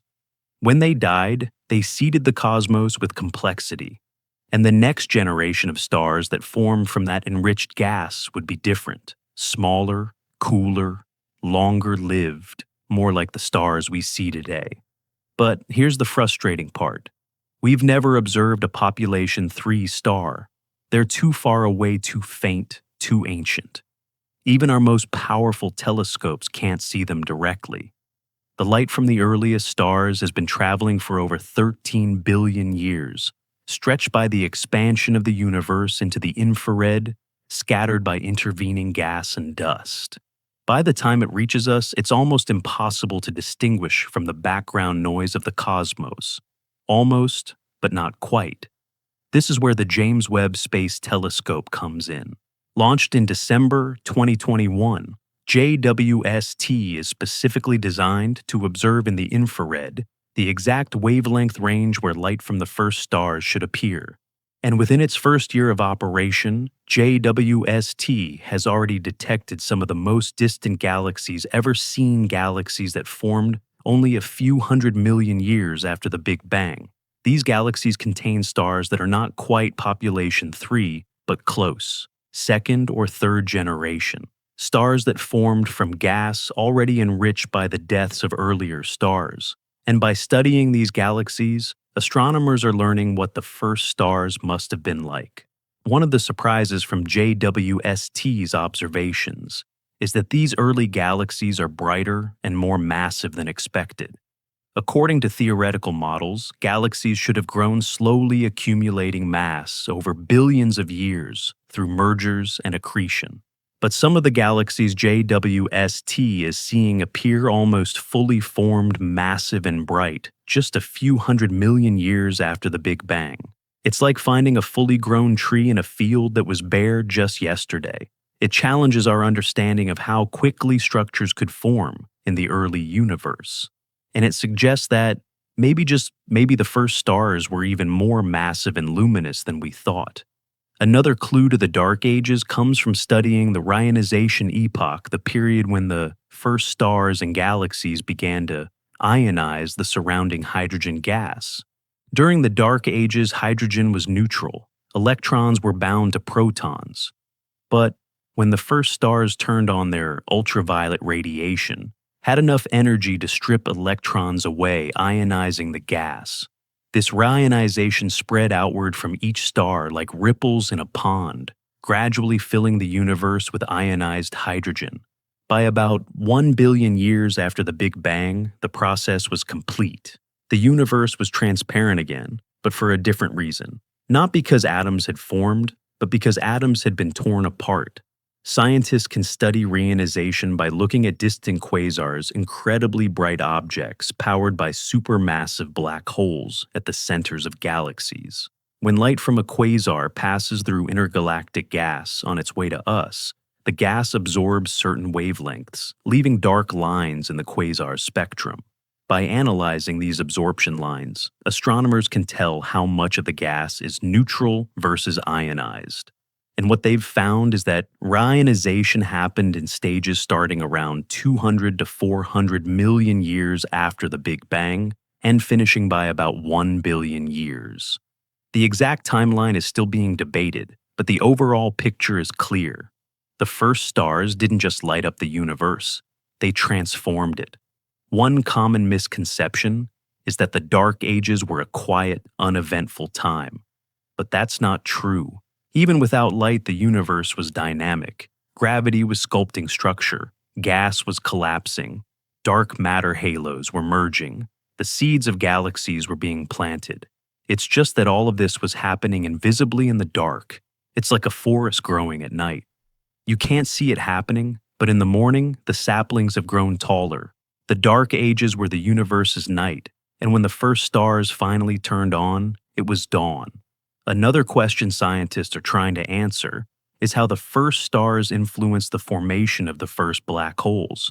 We know that supermassive black holes, millions or even billions of times the mass of the Sun, exist at the centers of most galaxies, including our own Milky Way.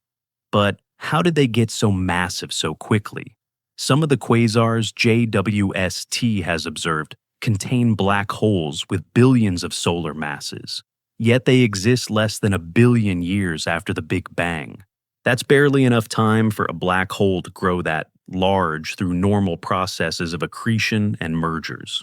One possibility is that the first stars, those massive population 3 giants, collapsed directly into black holes when they died, skipping the supernova stage entirely.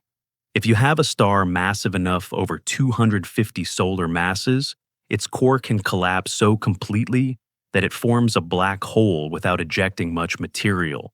These black holes, each hundreds of times the mass of the Sun, could then merge with others, growing rapidly in the dense environments of early galaxies.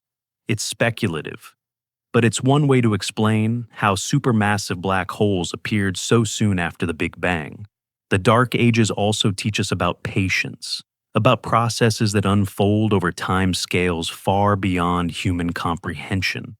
Millions of years, tens of millions, waiting for gravity to do its work, waiting for gas to cool, waiting for densities to rise, and then finally ignition, light, a star. And with that light, the beginning of chemistry, of complexity, of the long chain of events that would eventually lead to planets, to life. to minds capable of looking back and asking what came before. Have you ever sat in complete darkness and waited for your eyes to adjust? At first you see nothing, but slowly, gradually shapes begin to emerge, shadows, outlines. The dark becomes less absolute. The dark ages were like that. At first, nothing but blackness, but slowly structure emerged, invisible at first, then glowing. And once the first stars ignited, the universe never went dark again. There have always been stars since then, always light, always something burning somewhere in the vastness. And we are the beneficiaries of that light. Because without those first stars, without the elements they created, we wouldn't exist. The story of the Dark Ages is also a reminder that absence isn't the same as nothingness. Just because we can't see something doesn't mean nothing is happening. The universe was preparing, building, setting the stage. And when the curtain finally rose, when the first stars blazed into existence, the show began. A show that's still running, still unfolding, still surprising us with every new observation. But if the Dark Ages mark the beginning of stars and light, what about the end? If the universe had a beginning, will it have an ending? And if so, what will that ending look like? These are not abstract questions. They're rooted in the same observations and calculations that told us the universe's age. Because the expansion we measure today doesn't just tell us about the past. It tells us about the future. And what it tells us is both beautiful and unsettling. The universe is not slowing down. It's speeding up. And that acceleration carries profound implications for what lies ahead. The universe is 13.8 billion years old. But how much longer does it have? If time had a beginning, does it also have an end? And if so, what will that ending look like? These questions pull us forward beyond the measurements and observations of the past into the realm of prediction. And what physics tells us about the future is both humbling and strange. The universe will not end in fire. It will end in cold, in darkness, in a slow, patient fade that stretches across timescales so vast they make 13.8 billion years seem like a brief flicker. For most of the 20th century, cosmologists debated three possible fates for the universe. The Big Crunch, where expansion eventually reverses and everything collapses back into a singularity. The Big Freeze, where expansion continues forever, the universe growing ever colder and darker as stars burn out and galaxies drift apart. And the critical case, a perfectly balanced universe that expands just enough to avoid collapsing, but slows to a halt at infinity. Each scenario depended on a single question. How much mass does the universe contain? If there's enough matter, gravity wins, pulling everything back together. If there's not enough, expansion wins, and the universe spreads out forever. For decades, measurements suggested we were close to the critical balance. The universe seemed poised on a knife's edge. But then, in 1998, two independent teams of astronomers made a discovery that shocked the scientific world. They were studying distant Type 1a supernovae, using them as standard candles to measure cosmic distances and the expansion rate at different epochs. What they expected to find was that the expansion was slowing down, gradually decelerating as gravity worked against it. What they found instead was the opposite. The expansion was speeding up, accelerating. The universe wasn't just coasting. It was being driven by something invisible, something they called dark energy. The discovery earned Saul Perlmutter, Brian Schmidt, and Adam Rees the Nobel Prize in Physics in 2011. But it also created a new mystery. What is dark energy? We don't know. It doesn't emit light. It doesn't clump like matter. It seems to be a property of space itself, a kind of anti-gravity that pushes things apart rather than pulling them together. The best current model describes it using Einstein's cosmological constant, the same term Einstein added to his equations to keep the universe static, then later called his biggest blunder. Turns out it wasn't a blunder after all. The cosmological constant is real, and it's driving the universe toward a very specific kind of ending. If dark energy remains constant, If it continues pushing at the same rate it does now, the universe will experience what's called the Big Freeze, or sometimes heat death. Here's how it unfolds. Over the next few billion years, galaxies will continue to drift apart. The ones already gravitationally bound to us, like Andromeda, will eventually collide and merge with the Milky Way, forming a larger elliptical galaxy. But beyond our local group, everything else will recede faster and faster until it crosses what's called the cosmic event horizon. Light from those galaxies will be stretched so much by the expansion that it can never reach us. They'll fade from view, not because they're destroyed, but because the space between us is growing faster than light can cross it. One by one, the distant galaxies will vanish, leaving our local cluster isolated in an expanding void.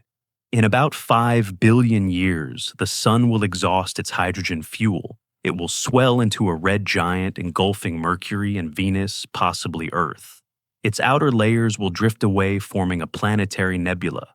The core will shrink into a white dwarf, a dense hot ember, about the size of Earth, glowing faintly from residual heat. Over trillions of years, it will cool and fade, eventually becoming a black dwarf, a cold, dark cinder floating through space. And this fate awaits every star. Some will die as white dwarfs. Others more massive will explode as supernovae, leaving behind neutron stars or black holes. But eventually, all the fuel runs out. All the nuclear reactions stop, and the stars go dark. By about 100 trillion years from now, the last stars will have burned out. The universe will enter what's called the degenerate era, a time when the only sources of light are the faint glow of cooling white dwarfs and the occasional flash of a brown dwarf collision, or a lingering supernova remnant. Galaxies will still exist, but they'll be graveyards. Dead stars, planets, asteroids, all orbiting in darkness. And even these structures won't last forever. Over quadrillions of years, stellar remnants will be ejected from galaxies through gravitational interactions, flung into intergalactic space. Or they'll spiral inward, consumed by the supermassive black holes at galactic centers. Black holes will be the last bastions of structure. For an unimaginably long time, they'll persist swallowing whatever falls into them, growing slowly. But even black holes aren't eternal. Stephen Hawking showed in the 1970s that black holes emit radiation due to quantum effects near their event horizons. This Hawking radiation is incredibly faint. A black hole the mass of the sun would take 10 to the power of 67 years to evaporate completely. A supermassive black hole, billions of solar masses, 10 to the power of 100 years. Numbers so large they lose all meaning. But eventually, they evaporate.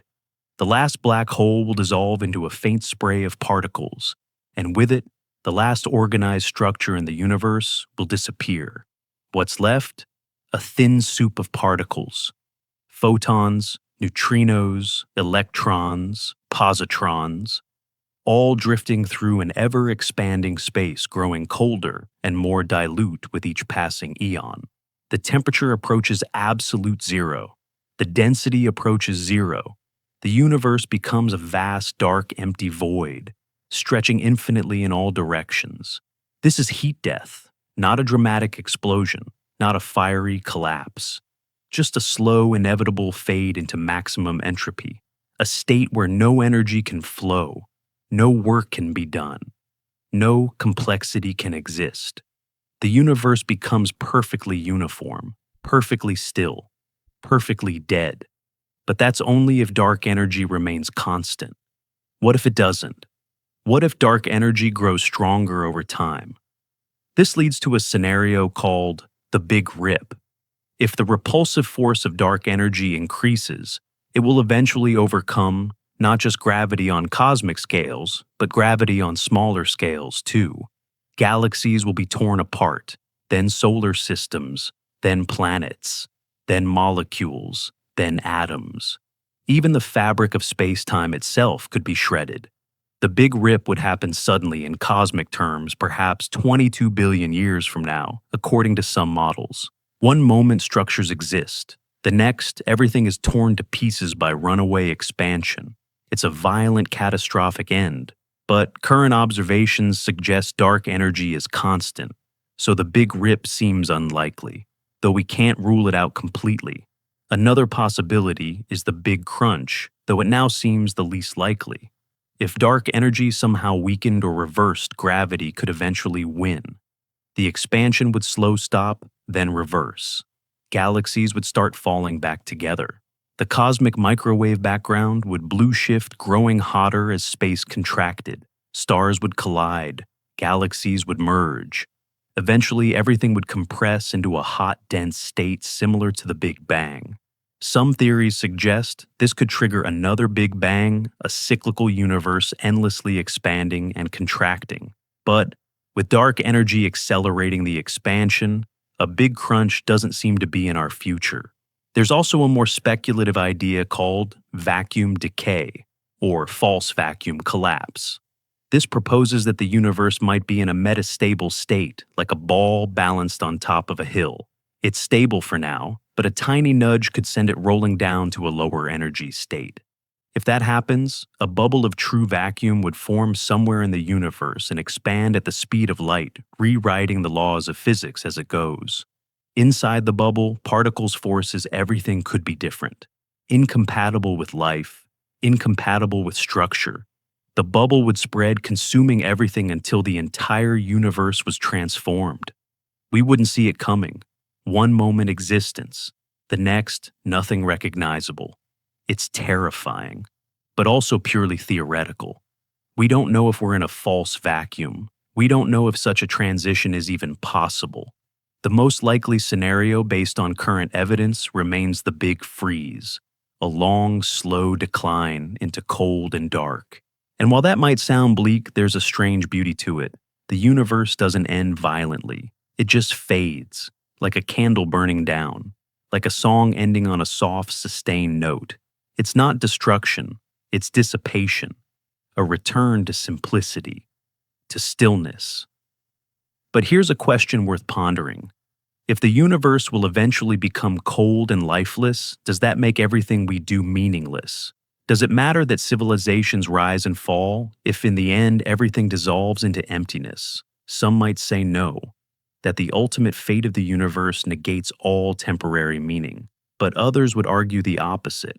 That meaning isn't diminished by impermanence, that a beautiful moment doesn't become less beautiful because it ends, that the fact we exist at all in this brief window of cosmic time when stars shine and planets harbor life is itself extraordinary. Think about it this way. The universe is 13.8 billion years old. Stars will continue burning for another 100 trillion years. We exist in the first 0.01% of the stelliferous era, the age of stars. We're living in the very beginning of cosmic history, not the end. If the universe were a human lifetime, we'd barely be past birth, infancy. The bulk of cosmic history lies ahead. And yet, in this infancy, complexity has already emerged. Life, consciousness, curiosity. The universe has become aware of itself through us. And that, however temporary, is remarkable. The far future also raises questions about the potential for life. Could civilizations survive the death of stars? Some scientists speculate about advanced beings harvesting energy from black holes, using Hawking radiation, or the rotational energy of spinning black holes to power their existence, or constructing Dyson spheres around the last dying stars, extracting every photon of energy before the lights go out. These are speculative ideas, but they're grounded in physics. Life, if it endures, will have to adapt, to migrate, to innovate, to find new sources of energy as the old ones fade. There's also the question of whether life could exist in the far future at all. As the universe expands and cools, the energy available for complex processes decreases. Computation requires energy. Thought requires energy. Movement requires energy. In a universe approaching absolute zero, where does that energy come from? Some physicists have proposed that civilizations could slow down their metabolism think in slower and slower cycles, stretch their existence across eons by operating at lower and lower temperatures. It's a strange kind of immortality, not eternal presence, but eternal becoming, consciousness that persists by thinking one thought every trillion years. But all of this is speculation. We don't know if life will survive that long. We don't even know if life exists anywhere else besides Earth right now. What we do know is that the universe as it exists today is hospitable to complexity, to stars and planets, to chemistry and biology, to minds that can contemplate their own origins and endings. And that window, that brief cosmic moment, is where we find ourselves. And maybe that's the real lesson of thinking about the future. Not that everything ends, but that everything changes. The universe had a beginning. It will have an ending. But between those 2 points, there's transformation, evolution, novelty. The universe that existed 13.8 billion years ago was nothing like the universe today.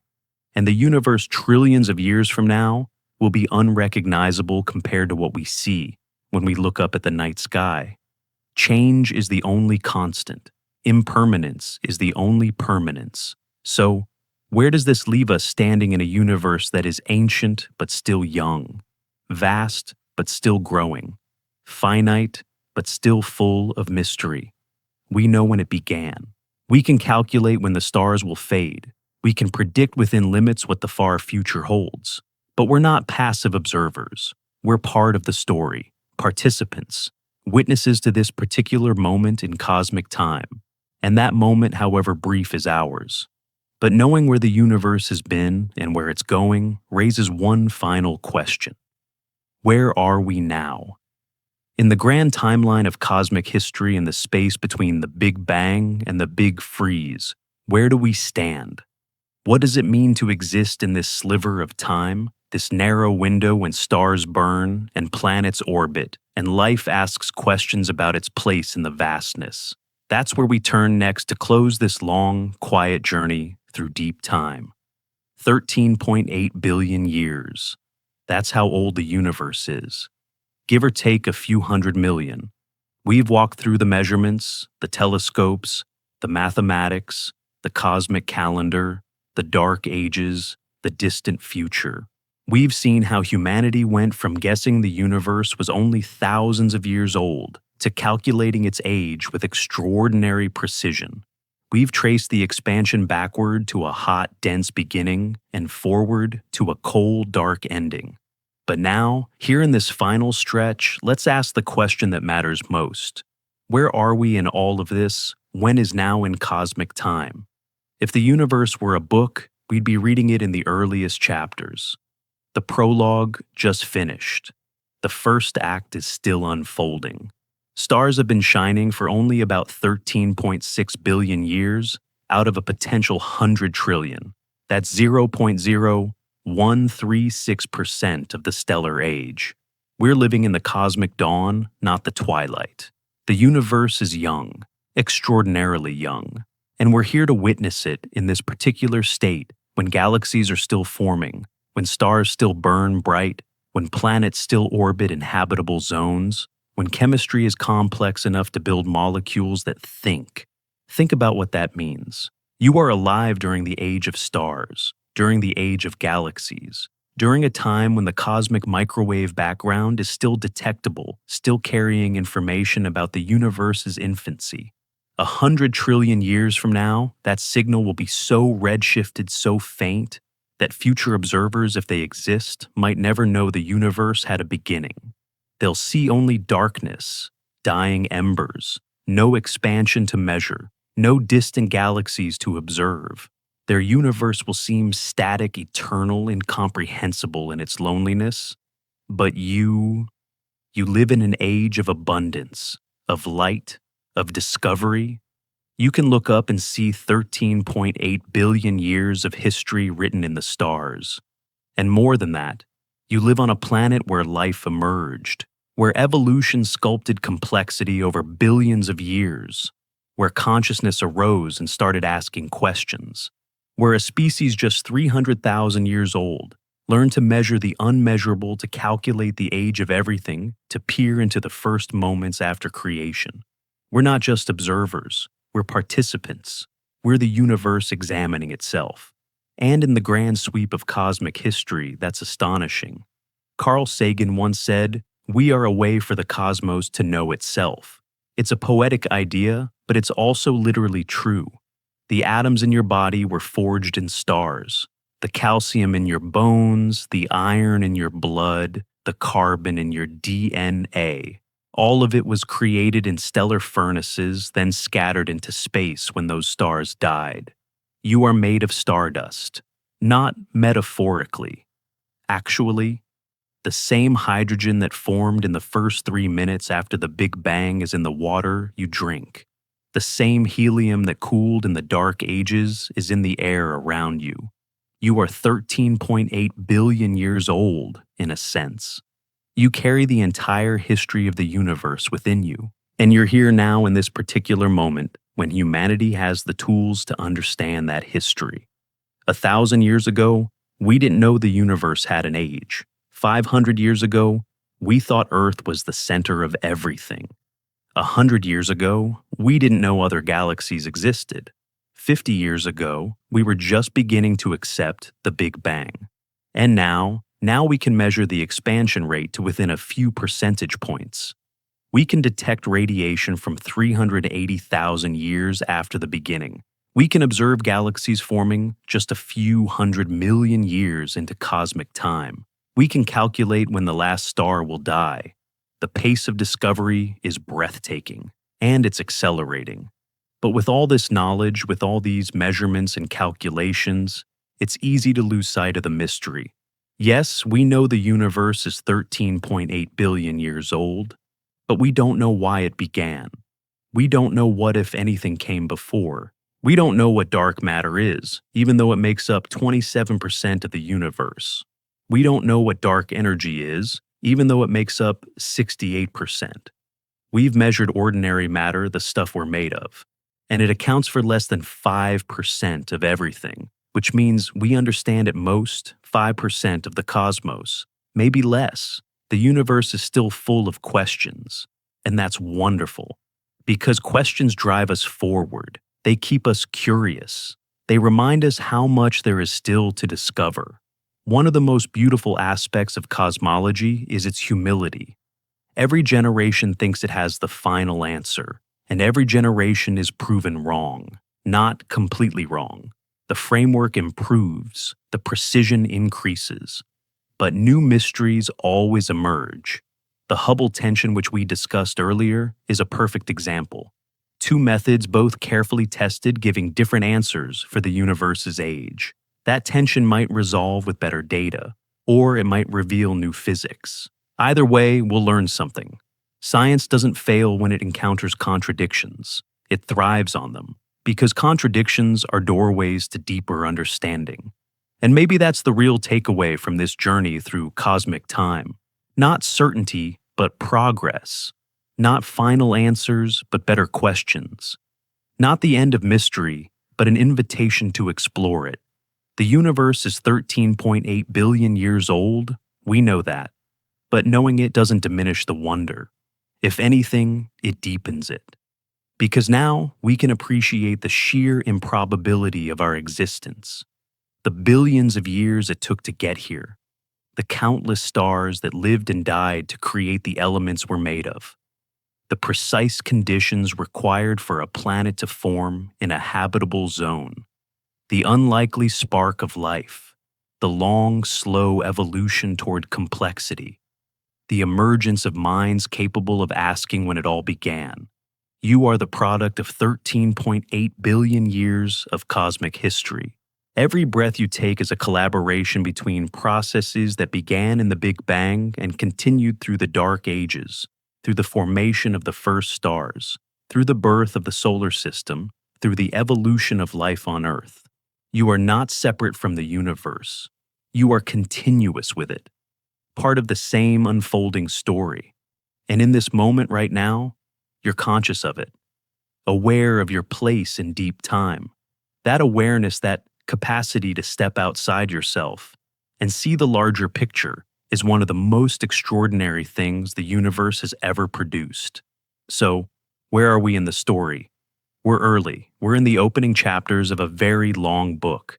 The universe has been expanding for 13.8 billion years, but it will continue for trillions more. Stars will shine, galaxies will evolve, and maybe somewhere out there other minds will arise and ask the same questions we're asking now.